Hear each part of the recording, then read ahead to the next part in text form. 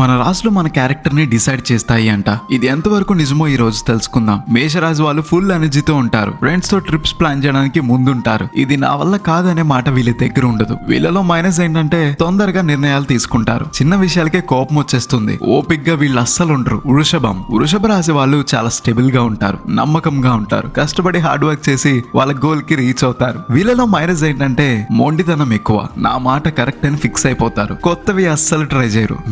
మిథున రాశి వాళ్ళు అన్ప్రెడిక్టబుల్ నేచర్ కలిగి ఉంటారు. ఒకరోజు సీరియస్ గా ఉంటే ఒకరోజు సరదాగా ఉంటారు. త్వరగా అందరితో కలిసిపోతారు. వీళ్ళు చాలా ఇంటెలిజెంట్. వీళ్ళలో మైనస్ ఏంటంటే ఇది చేద్దాం అది చేద్దాం అనుకుంటారు. ఏ పని మీద ఫోకస్ ఉండదు. చాలా విషయాలు త్వరగా బోర్ కొట్టేస్తాయి. ఒపీనియన్ చాలా ఫాస్ట్ గా మార్చుకుంటారు. కర్కట రాశి వాళ్ళు చాలా కేరింగ్ గా ఉంటారు. ఫ్యామిలీకి ఎక్కువ వాల్యూ ఇస్తారు. వాళ్ళ చుట్టూ ఉండే వాళ్ళు హ్యాపీగా ఉండాలని కోరుకుంటారు. ఎవరినైనా సరే బాగా అర్థం చేసుకుంటారు. వీళ్ళలో మైనస్ ఏంటంటే ఎక్కువ ఎమోషనల్ అయిపోతారు. చిన్న విషయాలకే హట్ అయిపోతారు. సింహరాజు వాళ్ళు నిజంగానే లైఫ్ లో కింగ్ ఆర్ క్వీన్ లా ఉంటారు. వీళ్ళకి కాన్ఫిడెన్స్ ఎక్కువ, గ్రాండ్ గా కనిపించాలనుకుంటారు. వీళ్ళలో మైనస్ ఏంటంటే వీళ్ళకి గర్వం ఎక్కువ. నేనే బెస్ట్ అని ఫీల్ అవుతారు. ఎవరి మాట వినరు.